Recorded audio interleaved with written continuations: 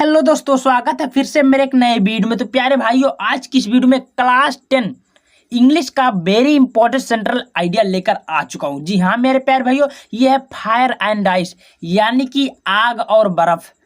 क्या है? फायर माने क्या होता है? आग।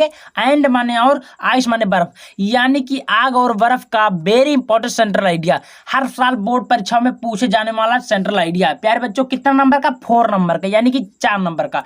और 2025 के बोर्ड परीक्षा में ये सेंट्रल आइडिया 100% आएगा, 100% आएगा, 100% आएगा, कोई रोक नहीं पाएगा। तो आपको कैसे लिखना है? एकदम आसान शब्दों में, देहाती भाषाओं में समझना है, ठीक है। एकदम सरल भाषा में बता दूंगा। आप लोग केवल ऐसे लिखेंगे तो आपको 4 नंबर बिल्कुल देगा एग्जाम में, एक भी नंबर नहीं काटेगा। अगर मेरे चैनल पे नहीं तो चैनल को सब्सक्राइब कर लीजिएगा और वीडियो को लाइक कर लीजिएगा। टेलीग्राम को ज्वाइन नहीं किया तो ज्वाइन कर लीजिएगा, वहां पर आपको इसका पीडीएफ दे दूंगा, ठीक है। तो प्यारे भाइयों, वेरी वेरी इंपॉर्टेंट है फायर एंड आइस का सेंट्रल आइडिया, ठीक है। तैयार कर लीजिएगा क्लास 10 में, ठीक है। तो चलिए चलते हैं हम लोग, कैसे तैयार करना, कैसे लिखना है। तो देखिए, आसान शब्दों में लिखना है। The poem fire and ice is composed, माने लिखित है, रचित है, बाय रॉबर्ट फ्रॉस्ट, यानी कि जो कविता है फायर एंड आइस की, जो कविता है, इसके लेखक कौन है? रॉबर्ट फ्रॉस्ट है, उन्हीं के द्वारा लिखा गया है, ठीक है। आगे देखते हैं।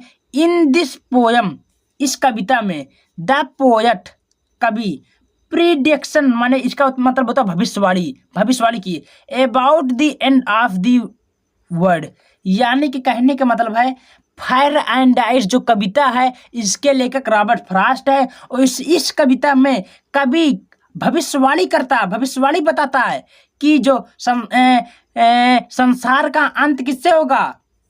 फायर एंड आइस से होगा। कुछ लोग कहते हैं कि संसार का अंत किससे होगा? फायर एंड आइस से होगा। लेखक ने इसी पर क्या प्रिडिक्शन किया, यानी कि भविष्यवाणी किया, ठीक है। आगे चलते प्यारे भाइयों।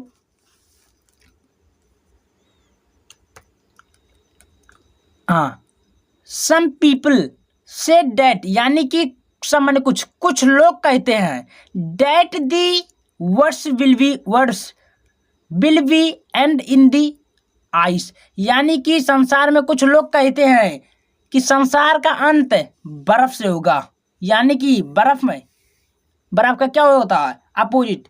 बर्फ का होता है हैट्रेड, ठीक है। समझ में आया? हैट्रेड यानी कि अपोजिट क्या होता है? हैट्रेड, यानी कि घृणा। तो कुछ लोग कहते हैं संसार में कि संसार का अंत आइस से होगा। देखिए आगे देखते हैं क्या होता है। In ice according to the poet, ठीक है, पोएट के अनुसार, the words perish by fire then by ice, यानी कि संसार जो है वो पेरिश माने क्या होता है? मरना, यानी कि संसार का जो अंत होगा वो मरना होगा। किससे मरना होगा?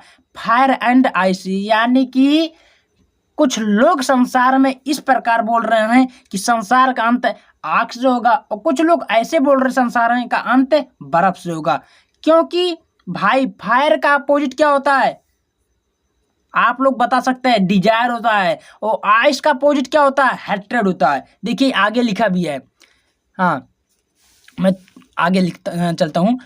The ice hatred and the fire of desire, यानी कि जो बर्फ है वो घृणात्मक को परिचित करता है, उसके और संकेत करता है। किसको? आइस जो है हैट्रेड यानी कि घृणात्मक को, उसको और संकेत करता है। एंड द फायर यानी आग जो है, डिजायर यानी कि इच्छा को प्रदर्शित करता है। To bring complete end of this world, यानी कि संसार दोनों चीजों से नष्ट होगा, ठीक है। लेखक कहता है, कवि कहता है। तो प्यारे बच्चों, आपको सेम इसी प्रकार को सेंट्रल आइडिया लिखना है। देख लीजिएगा, प्यारा सा सेंट्रल आइडिया, आसान शब्दों में, छोटे शब्दों में आप लोग ऐसे लिखते हैं बोर्ड परीक्षा में, तो आपको आराम से 4 नंबर मिलेगा, 1 नंबर भी नहीं काटेगा, ठीक है, एग्जाम में। तो वीडियो कैसा लगा? वीडियो पसंद आए वीडियो को लाइक करिएगा और चैनल को सब्सक्राइब कर लीजिएगा। आप लोग क्या करिएगा, इसका स्क्रीनशॉट लीजिएगा, ठीक है। मैं आराम से दिखा देता हूँ, आप लोग क्या करें, ले लियो, ठीक है, स्क्रीनशॉट।